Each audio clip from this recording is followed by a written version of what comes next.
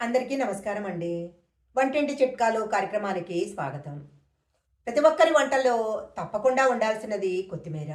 ఈ కొత్తిమీరను మనం గనక ఏ వంటలో వేసినా చాలా రుచి వస్తుంది. తప్పనిసరిగా ప్రతి వంటలో కూడా కొత్తిమీరను వేసుకుంటూ ఉంటాము. అయితే కొత్తిమీరను ఎక్కువ రోజులు నిల్వ ఉంచుకోవడానికి కుదరదు. చాలా తొందరగా కొత్తిమీర పాడైపోతూ ఉంటుంది. అయితే ఈ వీడియోలో చెప్పిన విధంగా ఒక 4 పద్ధతులను అనుసరించినట్లయితే కొత్తిమీరను ఒక 2, 3 వారాల వరకు తాజాగా ఉంచుకోవచ్చు. ఆ పద్ధతులేంటో ఇప్పుడు మనం తెలుసుకుందాము. ముందుగా ఒక చిన్న రిక్వెస్ట్ అండి.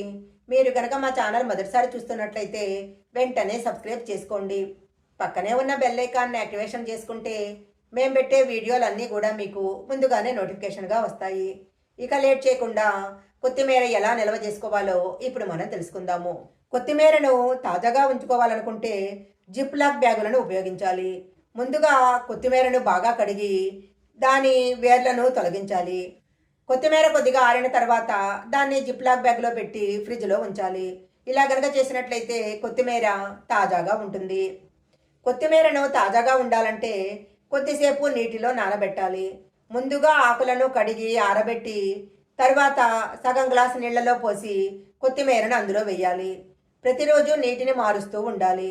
గ్లాసును రిఫ్రిజిరేటర్లో ఉంచాలి. ఇలా గనక చేసినట్లయితే కొత్తిమీర 2, 3 వారాల పాటు తాజాగా ఉంటుంది. కొత్తిమీరను కట్ చేసి గాలి జొరబడని కంటైనర్లో నిల్వ చేయటం చాలా మంచిది. ముందుగా కొత్తిమీర ఆకులను కడిగి ఆరబెట్టి తరువాత దాని వేర్లను కత్తిరించాలి. దానిని చిన్న చిన్న ముక్కలుగా కట్ చేసుకొని తరిగిన కొత్తిమీరను గాలి కూడా జొరబడని కంటైనర్లో నిల్వ చేయాలి. ఇది 2, 3 వారాల వరకు చాలా తాజాగా ఉంటుంది.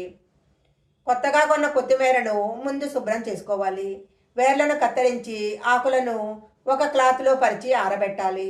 అవి ఆరిన తర్వాత శుభ్రమైన ప్లాస్టిక్ కంటైనర్లో ఉంచాలి. ఇలా పెట్టిన కొత్తిమీర 2, 3 వారాల వరకు తాజాగా ఉంటుంది. ఈ వీడియోలో చెప్పిన పద్ధతులను ఫాలో అయినట్లయితే కొత్తిమీరను 2, 3 వారాల వరకు తాజాగా ఉంచుకోవచ్చు. ఈ వీడియో కనుక మీకు నచ్చినట్లయితే లైక్ చేయండి, షేర్ చేయండి. ఇలాంటి మరిన్ని వీడియోల కోసం మా ఛానల్ సబ్స్క్రైబ్ చేసుకోండి. పక్కనే ఉన్న బెల్ ఐకాన్ని యాక్టివేషన్ చేసుకుంటే మేము పెట్టే వీడియోలన్నీ కూడా మీకు ముందుగానే నోటిఫికేషన్గా వస్తాయి. మరొక మంచి వీడియోతో మళ్ళీ కలుసుకుందాం.